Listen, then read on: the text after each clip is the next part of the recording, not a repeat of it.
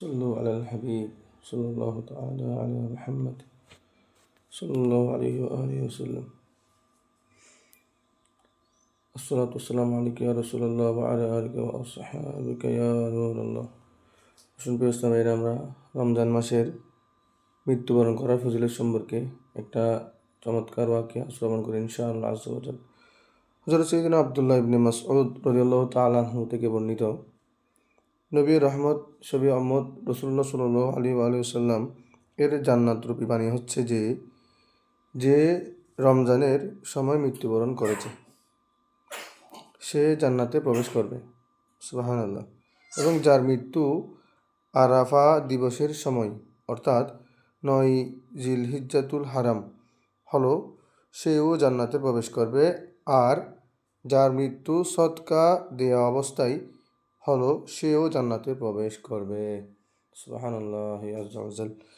প্রিয় ইসলামীরা, রাসূলুল্লাহ ইসলাম ইরশাদ করেছেন, যে ব্যক্তি রমজান মাসে মৃত্যুবরণ করবে সে জান্নাতে প্রবেশ করবে, সুবহানাল্লাহ।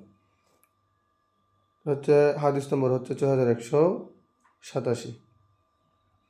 হযরত সাইয়্যিদনা আনাস বিন মালিক রাদিয়াল্লাহু থেকে বর্ণিত, রমজান মাসে মৃত্যুবরণকারীদের থেকে কবরের আযাবকে উঠিয়ে দেওয়া হয়। হযরত সাইয়্যিদনা আনাস বিন মালিক ওনার থেকে বর্ণনা করা হয়েছে যে রমজান মাসে যে মাসে রমজান মাস আছে আমাদের হিজরি মাসে, ও রমজান মাসে হচ্ছে আমাদের কবরের আযাব উঠিয়ে দেওয়া হয়, সুবহানাল্লাহ আযজা ওয়া জাল।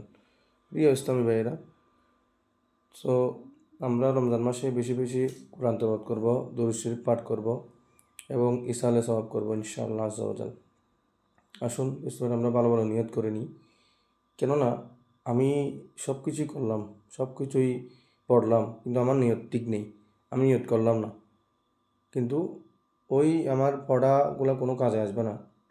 আমার স্বভাব আমি ওই পড়া অনুযায়ী পাবো না যদি আমি নিয়ত না করি। হাদিস শরীফের খণ্ডাংশে এসেছে এইভাবে, বুখারী শরীফের খণ্ডাংশ, এটা পুরো হাদিস নয়, মাথায় রাখবেন। নিয়তুল মুমিনি খায়রুম মিন আমালি, অর্থাৎ মুসলমানের নিয়ত তার আমলের চেয়েও উত্তম। অর্থাৎ আপনি কোনো একটা কাজ করবেন, আমল অর্থাৎ কাজ, আপনি কোনো একটা কাজ করবেন, কাজ এটা করার পূর্বে আপনার থেকে অবশ্যই নিয়ত করতে হয় ভালো নিয়ত। যেমন আমি রমজান রাখবো কার জন্য? আল্লাহর জন্য। রমজান আমি দরুদ শরীফ কেন পড়বো? রাসূলুল্লাহ সাল্লাল্লাহু আলাইহি ওয়াসাল্লামের জন্য পড়বো। আমি কেন কোরআন তেলাওয়াত করবো? আমি আল্লাহ তাআলাকে সন্তুষ্টি রাজি করার জন্য কোরআন তেলাওয়াত করবো। আমি নামাজ কেন পড়বো? আল্লাহ তাআলাকে সন্তুষ্টি অর্জনের জন্য, মানুষকে দেখানোর জন্য নয়। কেননা লোক দেখানো ইবাদত। আগুন যেমন শুকনো কাঠকে পুড়িয়ে দেয়, ঠিক তেমনি রিয়া মানুষের আমলকে পুড়িয়ে দেয়, জল পুড়ে ছারখার করে দেয়। প্রিয় ইসলামী ভাইয়েরা, আমরা রিয়া থেকে বেঁচে থাকবো ইনশাআল্লাহ আযজা ওয়া জাল। আমরা লোক দেখানো কোনো ইবাদত করবো না। আমরা যতটুকু ইবাদত করি না কেন, আমরা অল্প করি।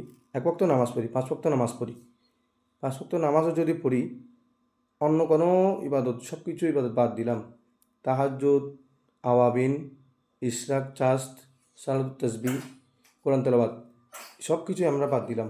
আমরা শুধু 5 ওয়াক্ত নামাজ পড়লাম এবং গুনাহ থেকে বেঁচে থাকলাম।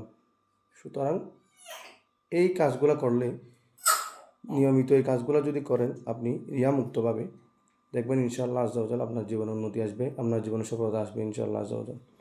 প্রিয় ইসলামীরা, আমরা একটা কথা অবশ্যই মাথায় রাখবো, দুনিয়ার জীবন খুবই ক্ষণস্থায়ী, আমাদেরকে অবশ্যই একদিন চলে যেতে হবে।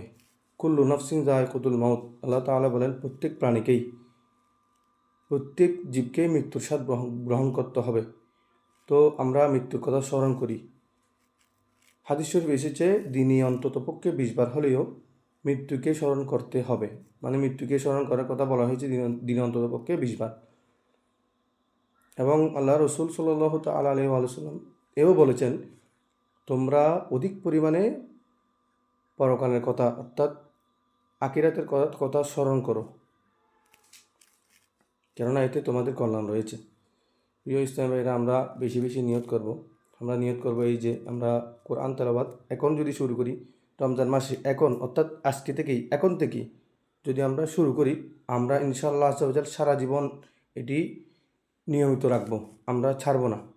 সারা জীবন আমরা এটা নিয়মিত রাখবো। আমরা আজকে থেকে যদি নামাজ শুরু করি, আজকে 1 ওয়াক্ত থেকে যদি নামাজ শুরু করি, আমরা সারা জীবন এই নামাজ ধরে রাখবো ইনশাআল্লাহ আযজা ওয়া জাল। আসসালামু আলাইকুম রহমতুল্লাহ তালা বরকাত। সল্লু আলাল হাবিব সাল্লাল্লাহু তাআলা আলা মুহাম্মদ সাল্লাল্লাহু আলাইহি ওয়াসাল্লাম।